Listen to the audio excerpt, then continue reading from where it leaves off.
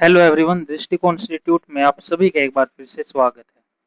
जैसा कि आप सभी जानते हैं, हमने करंट अफेयर स्टार्ट किए हुए हैं हरियाणा के, जिसके अंदर हम ऑलरेडी जनवरी के 2 पार्ट्स कंप्लीट कर चुके हैं। यानी कि जनवरी की 2 वीडियो ऑलरेडी आप देख सकते हो। तो आज की हमारी थर्ड वीडियो होने वाली है जनवरी के करंट अफेयर के ऊपर। तो चलिए स्टार्ट करते हैं। तो पहली न्यूज है IIM रोहतक को, यानी कि Indian institute of management Rohtak को सर्वश्रेष्ठ सरकारी प्रबंधन संस्थान खेल प्रबंधन में प्रथम पुरस्कार दिया गया है। रोहतक को ग्लोबल स्पोर्ट्स एजुकेशन कन्वेंशन 2026 में सर्वश्रेष्ठ सरकारी प्रबंधन संस्थान पुरस्कार से सम्मानित किया गया है।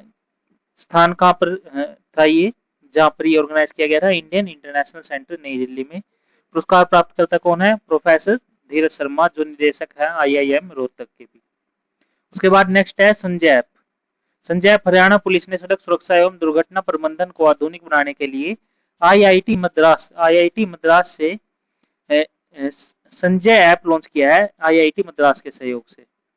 ऐप का नाम क्या है? संजय ऐप है। सहयोगी संस्था इसकी IIT मद्रास है।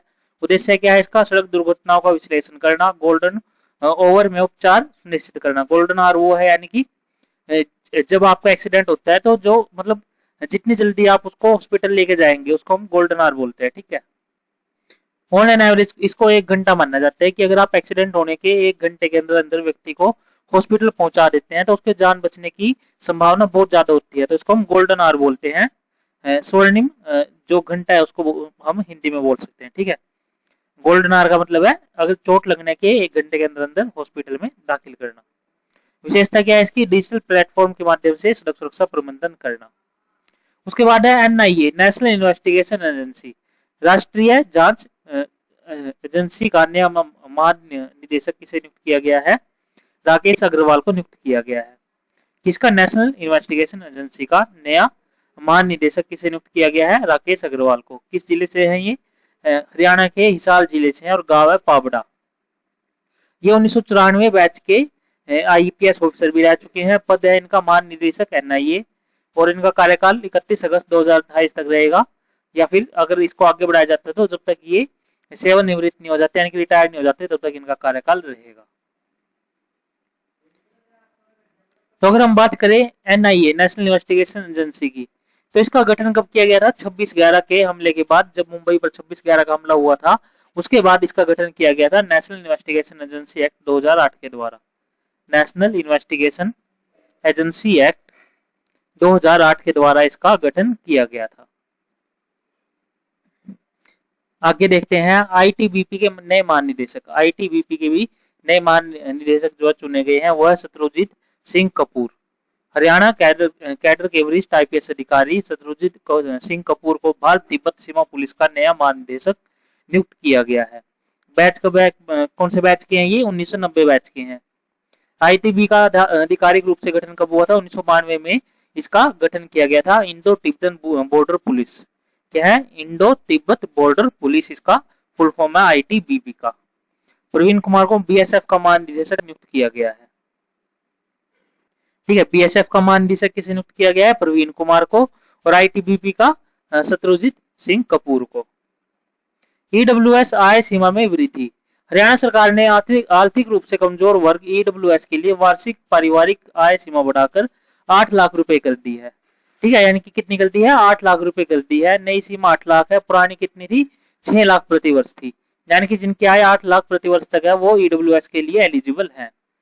लागू क्षेत्र कहां पर EWS लागू होता है? सरकारी नौकरियों में आरक्षण के लिए, सरकारी एवं सहायता प्राप्त शिक्षण संस्थानों में प्रवेश के लिए, ठीक है। इसका आरक्षण कितना होता है भाई? 10% इसका आरक्षण है। और इसकी जो पुरानी, जब ये लागू हो रहा, किस अधिसूचना के तहत लागू हो रहा? 25 फरवरी 2019 को ये लागू हुआ था। और ये 123वें संविधान संशोधन के द्वारा लागू किया गया था। 103वें संविधान संशोधन के द्वारा, 103rd कॉन्स्टिट्यूशनल अमेंडमेंट एक्ट के द्वारा इसको लागू किया गया था, ठीक है। 103वें संविधान संशोधन के द्वारा लागू किया गया था 2019 में। आगे करण फ्राइज गाय की नई नस्ल। राष्ट्रीय डेयरी अनुसंधान संस्थान NDRI करनाल ने करण फ्राइज नामक गाय की नई नस्ल विकसित की है। NDRI कहाँ पे है? करनाल में है। इसने करण फ्राइज नाम से क्या है जो है गाय की एक नई नस्ल क्या है, विकसित की है, तैयार की है। ठीक है, इसका संकर नस्ल क्या है, Holstein Friesian x Tharparkar.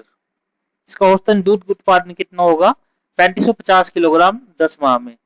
Record उत्पादन 305 दिनों में 5851 किलोग्राम ये दूध देगी, जो अभी तक इसका रिकॉर्ड जो है मतलब लिया गया है। ठीक है, पंजीकरण प्रमाण पत्र 13 जनवरी 2026 को केंद्रीय कृषि मंत्री शिवराज सिंह चौहान द्वारा प्रदान किया गया है इस नस्ल के लिए। ठीक, क्या नाम है नस्ल का, करण फ्राइज। क्या नाम है, करण फ्राइज। कहाँ पे विकसित की गई है, एनडीआरआई जो नेशनल डायरी अनुसंधान संस्थान है हमारा करनाल में, वहां पर। आगे देखो, hero hockey India league. Haryana के अंतरराष्ट्रीय हॉकी खिलाड़ी नवनीत कौर को हीरो हॉकी इंडिया लीग 2025-26 में प्लेयर ऑफ द टूर्नामेंट चुना गया। क्या नाम है खिलाड़ी का, नवनीत कौर। क्या है ये, प्लेयर ऑफ द टूर्नामेंट है। किस जिले से संबंधित है ये, कुरुक्षेत्र के शाहबाद जिले से संबंधित है। प्रदर्शन क्या रहा इनका, 4 गोल कर टीम को चैंपियन बनाया था इन्होंने। टीम क्या है, एसजी पाइपर्स है। और ये किस खेल से संबंधित है, हॉकी से संबंधित है। मधुमक्खी पालन नीति। हरियाणा मधुमक्खी पालन नीति लागू करने वाला देश का पहला राज्य बन गया है। उसके अलावा उद्देश्य क्या है, शहद उत्पादन एवं मधुमक्खी पालन को बढ़ावा देना। एकीकृत मधुमक्खी पालन विकास केंद्र कहां पर विकसित किया गया है, रामनगर कुरुक्षेत्र में विकसित किया गया है। इसका लाभ क्या है, वैज्ञानिक एवं व्यावसायिक मधुमक्खी पालन को प्रोत्साहित करना।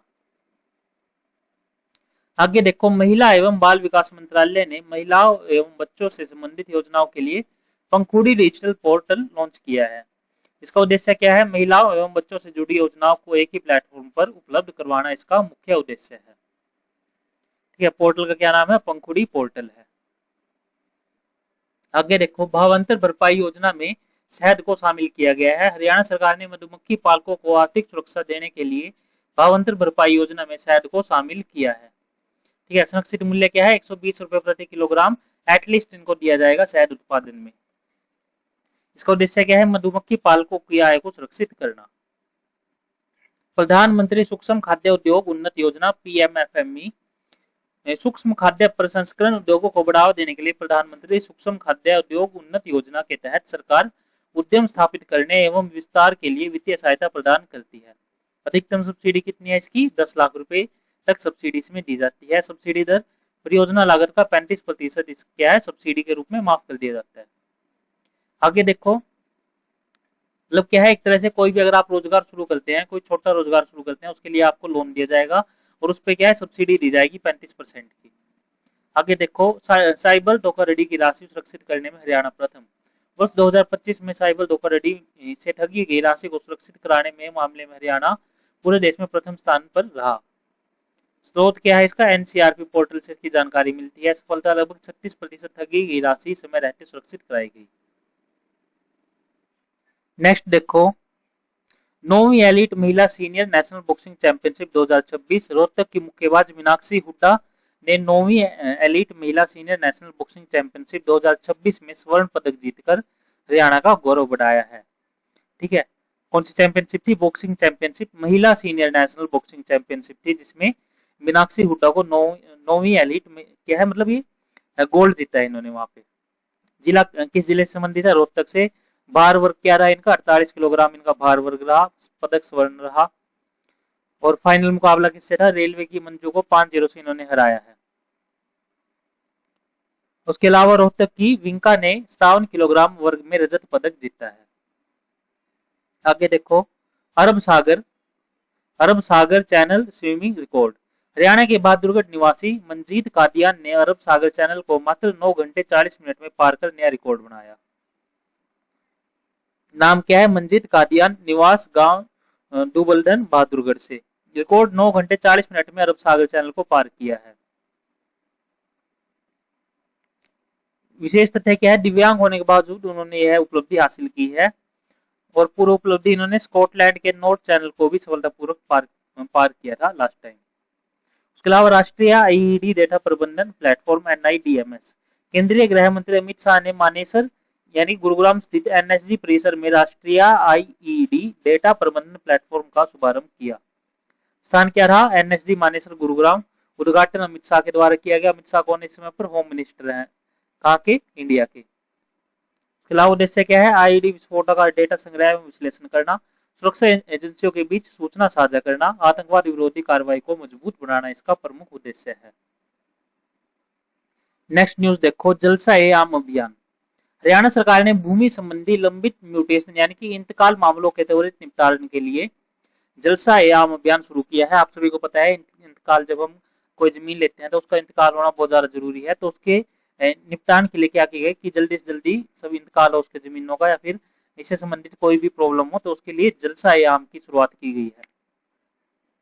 ठीक है, उद्देश्य क्या है इसका, लंबित इंतकाल मामलों का शीघ्र निपटारा करना। आगे देखो, न्यू पोर्टल। मुख्यमंत्री नायब सिंह सैनी ने पंचकुला में न्यू पोर्टल का शुभारंभ किया, जो डेटा आधारित निर्णय समर्थन प्रणाली है।